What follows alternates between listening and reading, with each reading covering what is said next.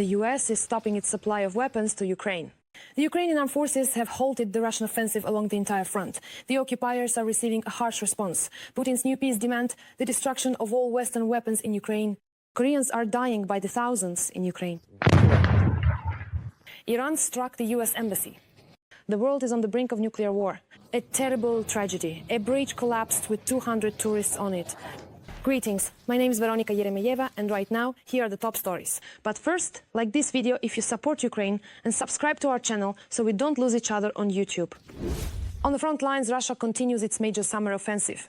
For 3 weeks in a row, Russia has been using chemical weapons against the armed forces of Ukraine. This is happening in the Siversk direction in the Donetsk region. With this, the Russians are causing serious harm to Ukrainian defenders. This was reported by the National Guard Brigade Rubish. They say that the use of chemical weapons is accompanied by an intensification of the enemy's offensive actions. The European Union, for its part, has previously imposed sanctions against Russia for the use of weapons that violate international humanitarian law. But this does nothing to protect the soldiers from chemical attacks and this poison. For the third week now, the enemy has been using chemical weapons in this direction, which unfortunately is causing a lot of harm to our defenders. These munitions are distinguished by the extremely rapid spread of the poisonous substance, which instantly disperses through the dugouts and low-lying areas. The Russians are unable to advance toward the administrative border of the Dnipropetrovsk region. There is an unusually high number of battles in the Novopavlivka direction. This was reported by the Operational Strategic Group of Troops Khortytsia. According to the spokesperson for Khortytsia, Viktor Trekhubov, there were 34 combat engagements in the Novopavlivka direction over the past day, which is a very high number for this section of the front. This indicates very active attempts by the Russians to advance toward the border of the Dnipropetrovsk region, but so far they have been unsuccessful. The enemy is likely unable to advance because impressive and powerful fortifications have been built in the Dnipropetrovsk region. In Ukraine, underground positions have begun to be constructed to protect soldiers from deadly FPV drones. Such underground positions have started to be dug along the administrative border between the Dnipropetrovsk and Donetsk regions. The engineering and fortification structures are being built in 3 lines. This was reported by Deep State. Analysts say that success depends on the responsibility of everyone involved in the process, and those who neglect their duties must be held strictly accountable. Right now, the military is constructing echelon defenses, anti-tank ditches, so-called dragon's teeth, minefields and other obstacles. All of this is to wear down the enemy, who relies on relentless infantry pressure. In the Sumy direction, as reported by Ukrainian soldiers, the enemy's rapid advance has been halted. Assaults continue, but they are not successful. Despite the enemy's significant numerical superiority and use of chemical weapons, Ukrainian defenders continue to heroically hold the front. Please like this video and write words of support for our defenders. We know for sure that they are watching us. Another 1,245 bodies of Ukrainian soldiers have been returned to Ukraine. Recently, the final stage of the repatriation process, which had been previously agreed upon in Istanbul, took place. In this way, Ukraine has received 6,057 bodies. Next, examinations and identification of the bodies will take place. Just imagine the scale of losses in this war. In dozens of trucks, there are more than 6,000 fallen Ukrainian soldiers. All of them will be buried at home as heroes, and we Ukrainians will always remember their heroism. Just look at these 2 horrifying photographs. They show the same person before and after Russian captivity. In the photo is a Ukrainian soldier who returned from Russian captivity. No further comment is needed. This photo speaks for itself. Hundreds of Ukrainian prisoners of war, after returning, testify to being tortured with hunger, subjected to abuse and beaten while in Russian captivity.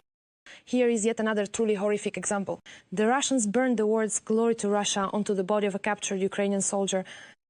The soldier's body was also covered with numerous scars. Fortunately, doctors will help the soldier remove the inscription from his body. And here is another soldier, along with his photos before and after Russian captivity. It seems as if these are 2 completely different people. And only the sincere gaze of a Ukrainian unites these 2 photographs. This inscription, these faces of exhausted Ukrainian soldiers, this is the true face of Russia. These photos are also undeniable proof that Russia does not comply with the Geneva Convention. Russia is a terrorist country, or, as Ronald Reagan once said, an evil empire. Give a like if you agree.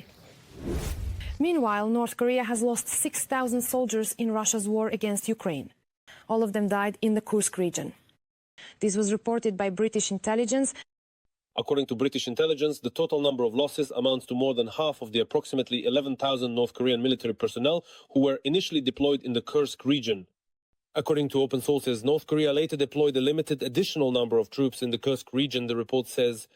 Intelligence also knows that the significant losses among North Korean troops were apparently the result of large-scale and extremely exhausting infantry assaults. And here is the actual video in which a Russian soldier is apparently talking about his Korean comrade, who, it seems, was among those same 6,000. In short, our Kim Jong-un didn't wait for the sapper sheet, he went in there himself. This is fucked up. No, Kim Jong-un's. What do you think after this? Will Kim Jong-un continue to send his military slaves to Ukraine? Write what you think about this in the comments. There will be no more weapons from America for Ukraine. An article with such a sensational headline was published by the newspaper The Telegraph.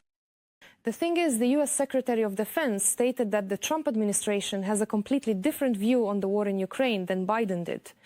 So, according to him, resolving the conflict through negotiations is in the best interests of both sides. Well, the hint couldn't be more obvious. Some of the document packages from Biden's time are still going through the procurement process. But the bitter conclusion for Kyiv is that it has been abandoned by its most powerful and wealthiest ally. So, the publication emphasizes that military support for Ukraine will now rest entirely on Europe's shoulders. And as for Ukraine's options going forward, they are as follows. Rely on military supplies from Europe, purchase American weapons from the US using European funds, or produce the necessary weapons at Ukrainian factories, financed by money from European allies. Domestic production currently meets up to 50% of Ukraine's military needs, despite repeated Russian strikes on the factories. And Ukraine already surpasses the EU in the production of many types of weapons. Moreover, some new Ukrainian equipment is actually better than the equipment supplied from abroad. However, if we return to the option of arming Ukraine through Europe, there is an interesting study on this. European aid has compensated for the withdrawal of the US from Ukraine. This was reported by the Kiel Institute. The flow of aid to Ukraine changed significantly in March and April of 2025. Although the United States did not allocate any new aid during this period, European countries increased their support. As a result, for the first time since June 2022, Europe surpassed America in total military aid, reaching 72 billion euros compared to 65 billion euros from America. And this increase in support from Europe is something Russia strongly dislikes, prompting it to put forward a new demand for ending the war. This condition is that Ukraine must destroy all Western weapons, including those from the United States. This was stated by Russian Deputy Foreign Minister Glushko. Well, it's probably not even worth explaining that Ukraine will never agree to such absurd demands.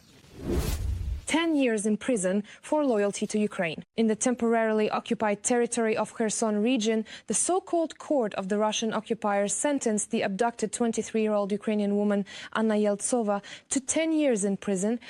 She was accused of so-called espionage in favor of Ukraine. Kyiv law enforcement officers abducted Yeltsova from her home and then took her to occupied Crimea.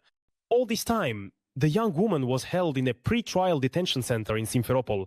For almost 2 years, her family knew nothing about her fate, until in 2024 Russian propagandists released a video featuring her, in which she, under pressure, agrees with the accusations. Before the occupation, Anna openly supported Ukraine and expressed a pro-Ukrainian stance, even after the capture of the Kherson region. This is a common practice for the Russians. Everyone who openly supports Ukraine becomes a victim of political persecution in the occupied territories. With such a demonstrative court case, the Russians are trying to intimidate other Ukrainians who remain hostages in the temporarily occupied territories. Recently, Israel carried out a large-scale but targeted strike on Iran. In response, Iran launched a massive attack on Israel. And for several days now, the conflict has only been escalating. Israel has announced a mass mobilization and is talking about a prolonged war, while anti-government protests have begun in Iran. There are even threats coming from Tehran of a nuclear strike against Israel. So why has the conflict between these countries escalated? How will this affect the world? And will Iran follow through on its nuclear threats? Coming up next. On the night of June 13th, Israel attacks nuclear and military facilities in Iran, justifying this by saying that Tehran has come close to developing nuclear weapons. Strikes were carried out on key sites of Iran's nuclear program. The Uranium Enrichment Center in Natanz, scientists working on the development of an Iranian bomb, and components of the ballistic missile program, Israeli Prime Minister Benjamin Netanyahu said in an address to the people of Israel. The publication The Insider has reported that Israel struck Iran after receiving intelligence indicating that Iranian scientists had conducted successful experiments in developing nuclear weapons and were only a few weeks away from actually creating a nuclear bomb. According to intelligence data, the Iranian leadership divided the scientists into several working groups to secretly work on different parts of the process of turning nuclear material into a combat explosive device. This process began around the end of 2023 or the beginning of 2024, shortly after the Hamas attack on October 7. At the same time, Iran was enriching uranium to levels that have no civilian use, but are necessary for creating a nuclear bomb.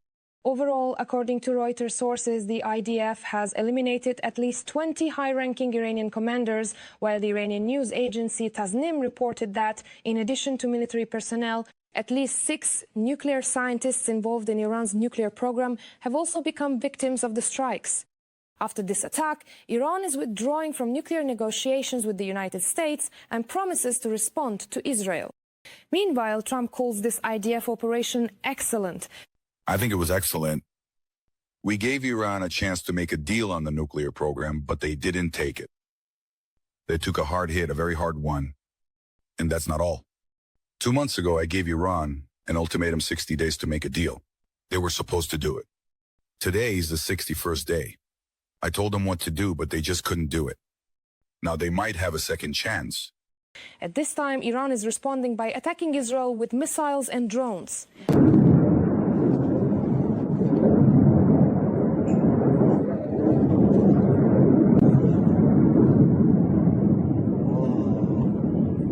Every voice matters. Join our community, support independent journalism and help us bring you the truth from Ukraine.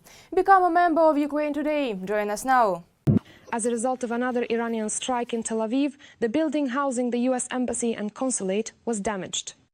Ambassador Mike Huckabee later reported that none of the staff were injured. Watch, the resources are on Gulfbeak. Honestly, I still don't know what I'm about to see.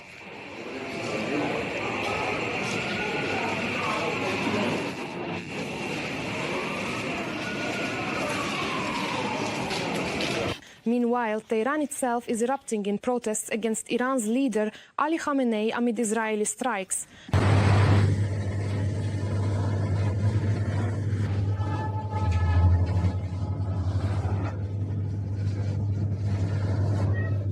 The Iranian opposition outlet Iran International reports that the Iranian authorities have already begun negotiations with Moscow about the possible escape of Khamenei to Russia.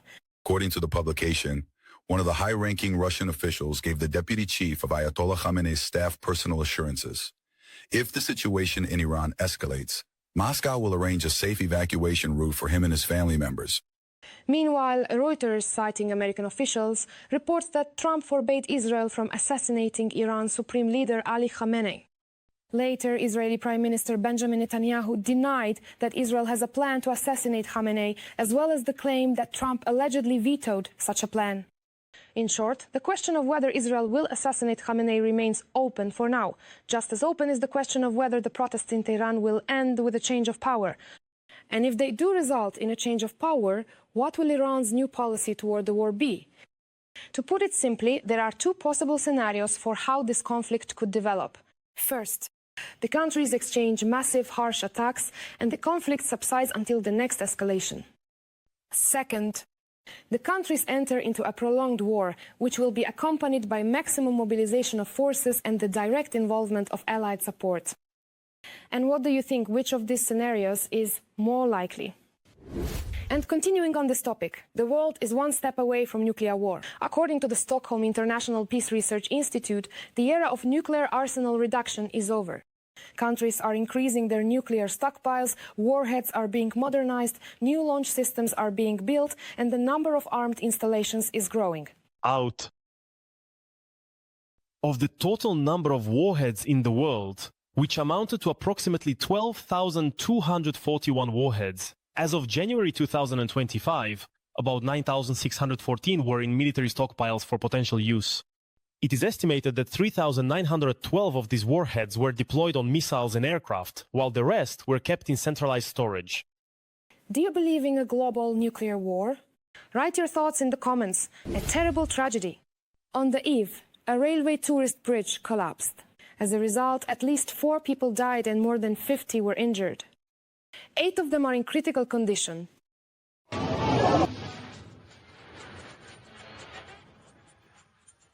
The tragedy occurred in one of India's popular tourist areas. There were dozens of tourists on the bridge when it collapsed, causing many to fall into the river. 6 people were rescued. Some people were simply swept away by the water. That's an idea. Don't count me in. Idea. Count me out. 100%. It is noted that the bridge was quite old and the reason for its collapse could have been quite possibly the significant number of people present on it at the time, over 200 individuals. They simply stood up and walked out. The Ukrainian delegation left the youth forum taking place in the European Parliament because of a speech by Daria Navalnaya, the daughter of Russian opposition leader Alexei Navalny. We found out about Navalnaya's speech only when we were already in the hall. There was no prior warning at all. She spoke about human rights, freedom of speech and language, while Russia is destroying these very rights in Ukraine every single day. Moreover, Navalnaya was singled out as one of the main speakers. We came from a country that is under attack every day. Our peers are dying on the front lines. And to see in the European Parliament that a Russian woman is given a key role is offensive to us and to our struggle. In addition, Lviv Mayor Andriy Sadovyi also reacted to the incident. I don't know what sins Ukrainians have committed or where, that today our youth have to defend their country in one part of Europe, die for their native land, and in another part take part in public events on the same level as Russians, and listen to the keynote speech of the forum delivered by a Russian woman. We will send an official letter to the President of the European Parliament. Ukrainian youth must be heard. As is well known, Ukrainians are not fond of the so-called pro-Russian opposition because of its tendency toward imperialism. That is why Navalnaya is, for us, a representative of the aggressor country, and her father stated in one of his interviews that Crimea will remain part of Russia and will never again, in the foreseeable future, become part of Ukraine. At that time, he also said the following phrase, which verbatim was, "Is Crimea a sandwich with sausage or something, so that it can be passed back and forth?" Please like this video to support what we do, and be sure to subscribe to our channel Ukraine Today so you don't miss our next episodes. See you!